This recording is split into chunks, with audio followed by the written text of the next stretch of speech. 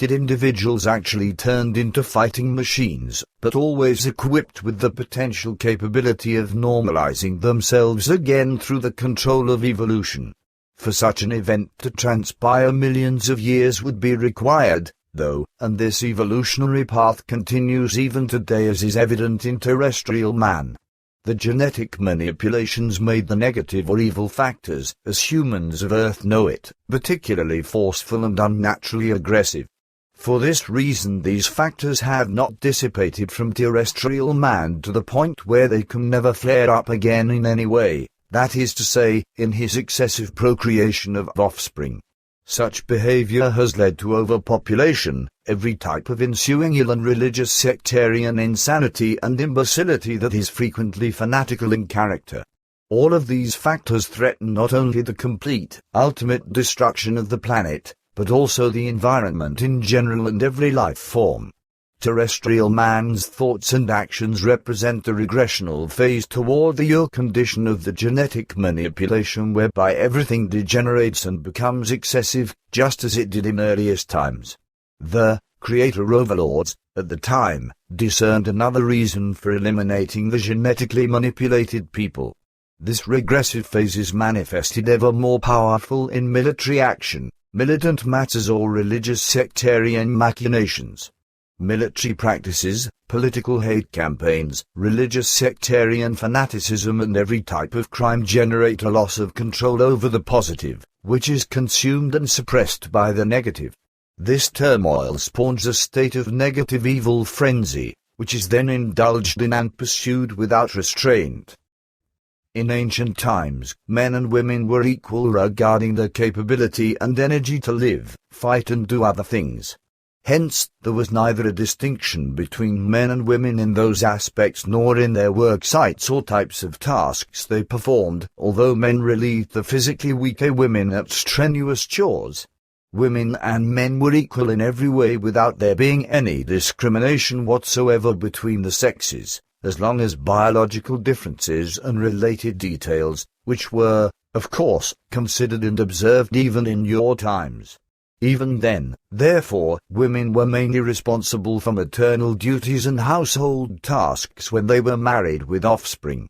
If this did not apply, women performed the identical tasks as the men.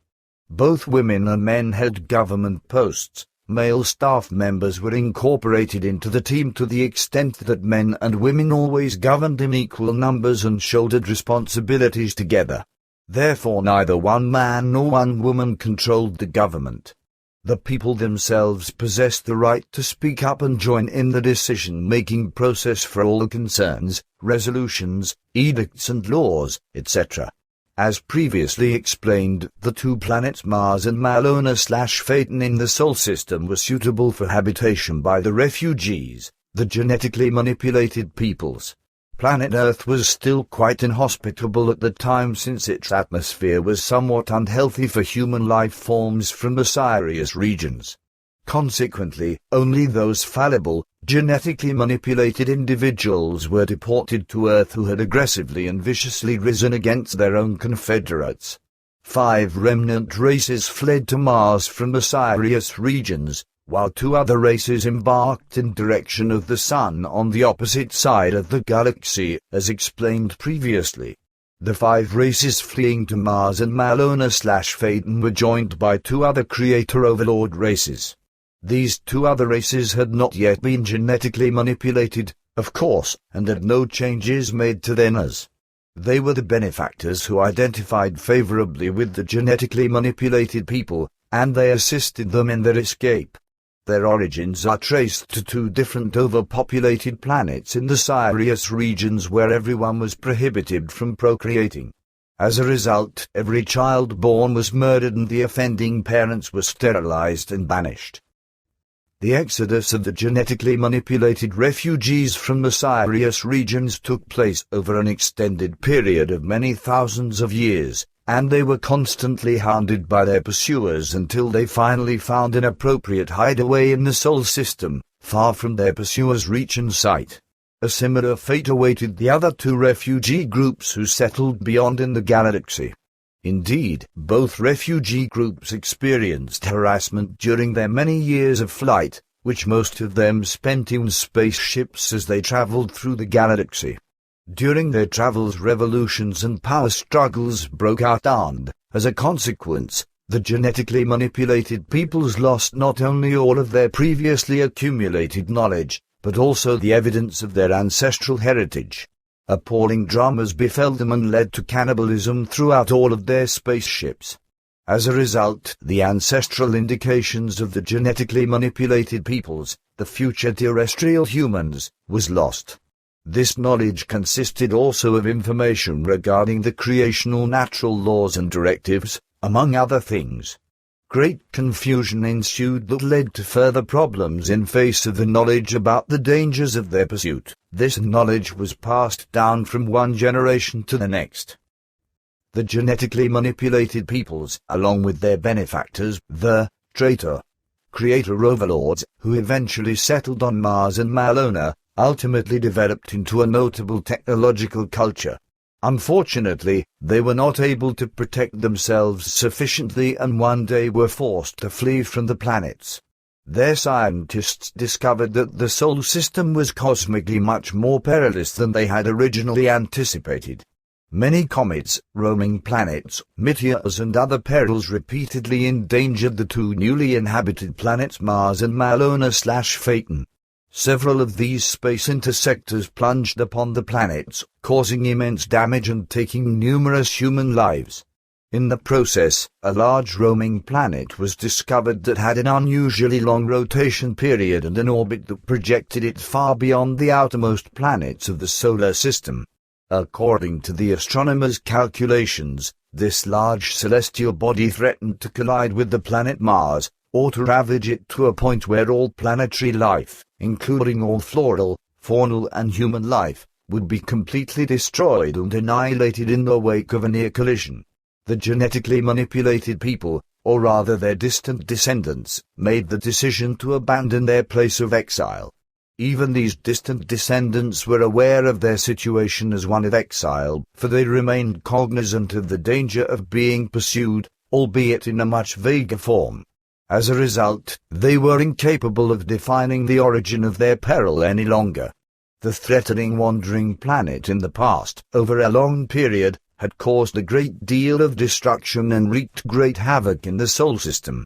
According to details formally presented by Sfath, this celestial body named the Destroyer had previously caused the most horrifying destruction on their home worlds in days gone by, before it streaked through space on its unpredictable course. The Destroyer ensconced itself in the Sol system where it also wreaked much havoc. Over time it decreased its orbiting period to an average of 575.5 years, however the Pleiadians/Plejarens have since increased this interval again. As a result, the Destroyer will again appear in the Sol system in about 1180 years. The Pleiadians/Plejarens were unable to completely knock the planet off course, as they had planned. Nonetheless, they did change the Destroyer's orbiting period and rotation time in such a way that it presents no longer any danger, at least for the time being. Normally, the planet would have returned in the year 2255 with devastating, destructive results. The High Council failed to give the Pleiadians/Plejarens permission to offset the wandering Destroyer's course by any other means or to destroy it, and it requested the Pleiadians/Plejarens refrain from doing so as the Destroyer's obliteration or a change of its course would have generated an even greater destruction and possibly even affected the Earth. As they completed the details for their emigration opportunities, a dispute again erupted among the distant descendants of the genetically altered people who had, of course, inherited the genetic manipulations from their ancestors. A decisive factor in the erupting disputes proved largely to come from the new teachings presented by the benefactors. The teachings stated that the benefactors were the creators of the genetically manipulated individuals, or, rather, their distant descendants, and that they, the creators, must be awarded absolute obedience and worship. Most benefactors claimed to be the highest exalted beings, the creators and makers. However, these opinions and demands were not shared by all benefactors, and, subsequently, two camps formed. One camp consisted of the purported creators, and the other of those who retained their prevailing benevolent attitude, who distanced themselves from this creatorism. A dispute resulted not only among these two camps but also among the faithful within the two parties, their followers. Ultimately, the antagonists reached an agreement whereby those who wanted to do so departed from planet Mars in the direction of Earth and Malona. Subsequently, many people from both camps grouped together to emigrate jointly, some of whom traveled to the planet Malona/Phaeton and the others to Earth. The emigration group leader to Malona/Phaeton was called Zenka, whose wife Amaleka concurred with him. The Earthborn group also had two emigration leaders who were brothers called Semos and Passers. The atmosphere on Malona was safe and healthy for the emigrants and the peoples already inhabiting it. It was somewhat like the air on Mars and similar to the air the descendants of the genetically manipulated peoples had become accustomed to over many millennia in their spaceships. Unfortunately, the same could not be said about the air on Earth. Pragmatic modifications were therefore required for future emigrants who wanted to live on Earth.